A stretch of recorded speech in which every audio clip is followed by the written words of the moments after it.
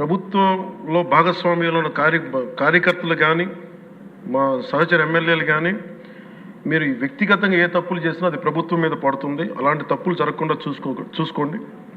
అలాంటివి జరిగితే మటుకు నేను ఎవరైనా స్థానమానం లేకుండా నాకు వాళ్ళకి సిస్టమ్ పనిచేస్తూ ఉంటుంది. అది మీరు అర్థం చేసుకోండి.